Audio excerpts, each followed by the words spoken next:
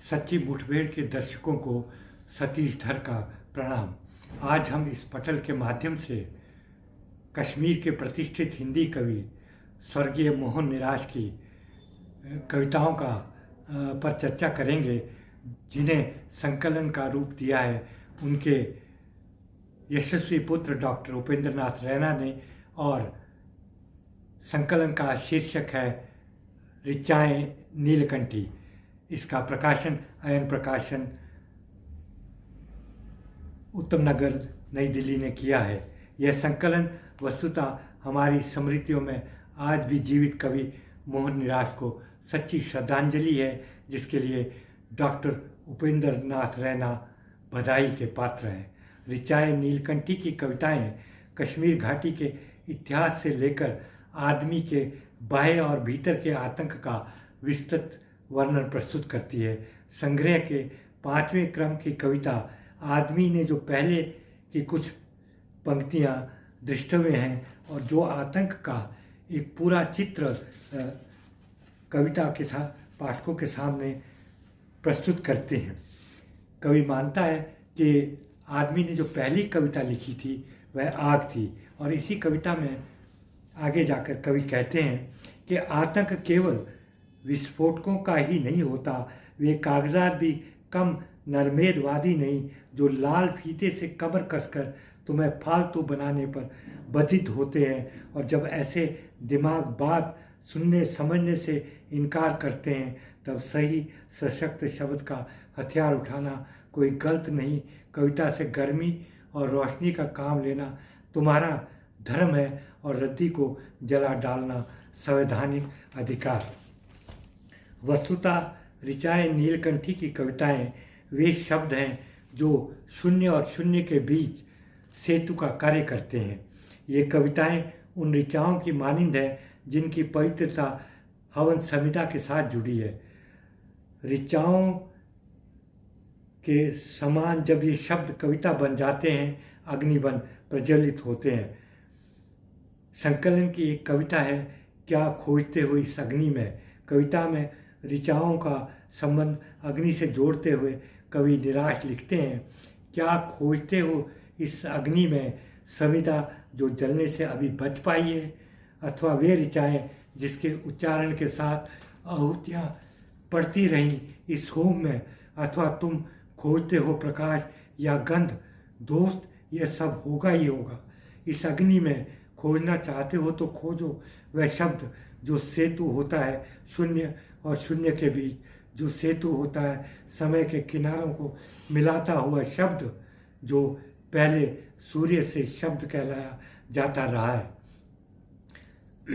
सूर्य और प्रकाश के प्रति कवि का अनुराग देखते ही बनता है। सूर्य प्रकाश पुंज है जो कवि की कविताओं में व्याप्त उदासी और निराशा के बावजूद असीम संभावनाओं का प्रकाश फैलाता है।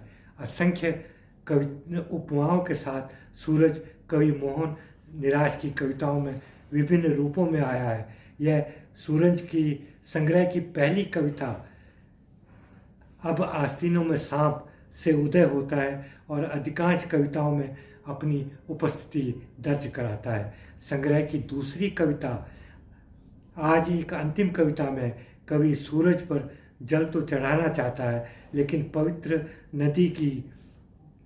नदी कीचड़ का हिस्सा बन चुकी है, जिसके दलदल में झुलसा हुआ हिप्पो समय को ठंडा कर रहा है। निराश की कविताओं में कवि के सपने कहीं सूरज से बड़े हैं तो कहीं सूरज खिड़की से धूप की पाती फेंकने वाला डाकिया होता है। लकड़बग्गा जब हंसने कविता की कुछ पंक्तियां देखें, लेकिन कविता की आग चालाक अंधेरे को जलाकर तमस से ज्योति की ओर जाने का मुहावरा दे सकती है तुम्हें तरोताज़ा सूरज की तरह। तब तुम्हारे लिए सूरज रोटी उगा सकता है, पसीने से तरबतर होने के लिए गर्मी दे सकता है, पेड़ से प्यार करने की प्रेरणा दे सकता है। तब सूरज तपा हुआ गोल गोल तांबे का पैसा नहीं होता, लकड़बग्गे के विरोध में खोली गई खिड़की से धूप की पाती फेंकने वाला डाकिया होता है। सूर्य को समर्पित 2 दर्जन से अधिक रचनाएं भी इस संकलन में सम्मिलित है। घाटी के अन्य कवियों की भांति कवि मोहन निराश ने भी निर्वासन का दंश झेला है। मानवीय सरोकारों से जुड़ी संकलन की अधिकांश कविताओं में घाटी में आतंक की पीड़ा और निर्वासन के भय ने कवि को धरती पर स्वर्ग कहलाने वाली घाटी में ही स्वर्गवासी बना दिया है। शब्दवासी हो गए। कविता की ये पंक्तियाँ कवि के स्वघर में प्रवासी होने की व्यथा दर्शाती है। सब अर्थवासी हो गए, हर बात बासी हो गई, हर वितस्ता उल्लर होके रह गई, तीर बेला लहर होके रह गई, बस्तियां सब शहर होकर रह गई, आदमी ने पी सुधा जो जहर बन के रह गई, हम स्वघर में ही प्रवासी हो गए, स्वर्ग में रहकर सभी हम स्वर्गवासी हो गए। घाटी के अन्य कवियों के भांति निर्वासन का ये दंश कवि ने घाटी में बर्फ कविता में भी चित्रित किया है। कविता में इस आतंक से त्रस्त कवि ने अपनी मनस्थिति का वर्णन करते हुए लिखा है, घाटी में फिर से हुई बर्फ, फिर से गिर गया तापमान, शून्य से नीचे और नीचे, बहुत नीचे, अनसद हाथों से कांगड़ी संभाली नहीं गई, नींद में निर्वासन, बदन जलने से इत्फाकन बच गया बिस्तर में फैली आग में। इस कविता की पंक्तियाँ बच्चों के मन मस्तिष्क पर पड़ने वाले प्रभाव की ओर भी पाठकों का ध्यान आकर्षित करती हैं। घाटी में फैल गई है कफन जैसी सफ़ेद बर्फ़, बच्चे एक मुद्दत से भूल गए हैं ढेर सारी बर्फ़ से पुतला बनाने का खेल। उन्हें किताब में खौफ दिखता है, वे जैसे जानते ही नहीं।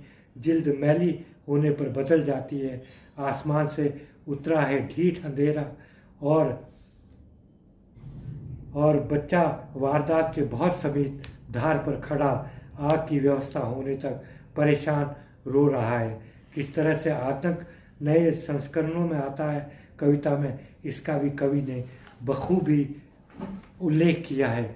साल ब साल आते रहेंगे बर्फ़ के नए संस्करण और हमें याद आता रहेगा नीलमत से लोकमत तक का सफ़रनामा। फिलहाल घाटी में हो रही है बर्फ़, गली में दूर तक गई है खून की ताज़ा लकीरें, जिसे सूंघता चला जा रहा है कुत्ता। ओझल होने तक बस्ती में कर्फ्यू लगा है, जिसकी रखवाली में मुस्तैद खड़ा है मैदान से आया हुआ गबरू जवान। वह समझ नहीं सकता है आंचलिक ज़बान में दी गई सानिया गाली घाटी में हर बरस होती रहेगी। बर्फ़ शायद शानदार नौशीन सी सहज, ये नौशीन कश्मीर की संस्कृति में अपना विशेष महत्व रखता है। निराश का युग हिंदी गज़ल का युग भी रहा है। कवि मोहन निराश ने सुंदर हिंदी गज़ल भी लिखी है।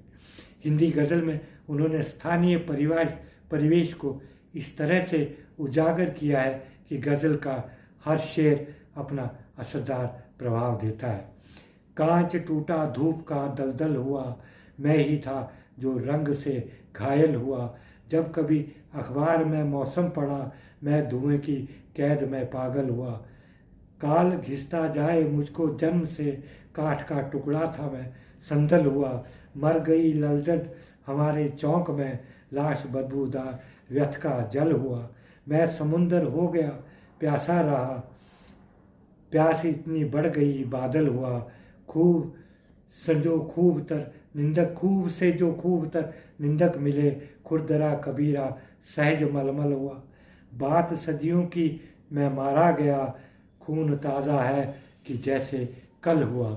संग्रह में ऐसे बहुत सारे गीत और गज़ल जो कवि मोहन निराश की काव्यात्मक प्रतिभा और दक्षता का जीवंत दस्तावेज है। महाभारत का पात्र कृष्ण कवि मोहन निराश के पसंदीदा चरित्र रहे हैं। उन्हें लगता था कृष्ण वस्तुतः उन्हीं के नाम का पर्याय है। कृष्ण के शब्दों में उन्हें बेबाकी से लिखा युद्ध नजर आता था। वे कृष्ण के हाथ से सुदर्शन चक्र छूटकर कवि की गर्दन से आकर घूम रहा है और कृष्ण अब निहत्थे हो गए हैं। गर्दन में फंसा ये चक्र कवि सहित प्रत्येक मनुष्य की नियति हो गया। कृष्ण, तुम्हारी उंगली से छूटा चक्र मेरी गर्दन में आकर घूम रहा है निर्विराम। अब तुम निहत्थे हो, मेरी ग्रीवा लंबी होती जा रही है और सिर होता जा रहा है बड़ा। अब तुम्हारा यह अस्तित्व तुम्हें लौटाना असंभव है और मेरी गर्दन में चक्र फंसा रहना मेरी नीति हो गया है। मुझे अपने ही मस्तिष्क से पृथक करने वाला तुम्हारा ये चक्र कब रुकेगा, कह सकोगे कृष्ण? महाभारत को सही सिद्ध करने वाले या कि यह रोकने का नहीं, और तुम्हें इसके वापस मिलने की प्रतीक्षा में जन्मों तक ऐसे ही निहत्थे रहोगे। विवशता और नियति के इस संयोग ने कवि मोहनिराश को कृष्ण का पर्याय बना दिया है। यहाँ अग्निगंधा से उनकी रचना लोगों के जंगल की ये पंक्तियाँ भी द्रष्टव्य हैं। लोगों के जंगल में लोगों किससे बात करें, चेहरे पर चेहरे हैं, चेहरों पर चेहरे, अपना किसका कौन है कि तय ये कौन करे, नामों के सैलाब में डूब गया मोहन, किससे बात करें। इसी कविता की कुछ और पंक्तियां भी देखें जो वर्तमान व्यवस्था पर कड़ा प्रहार करती हैं।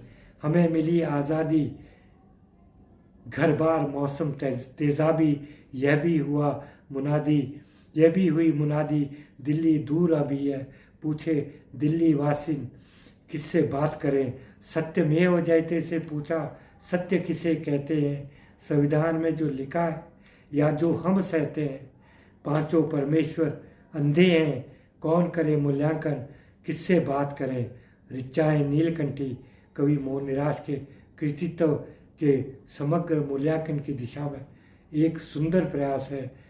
संपादक डॉक्टर उपेंद्र नाथ रैना को बधाई और प्रकाशक को भी शुभकामनाएं। धन्यवाद।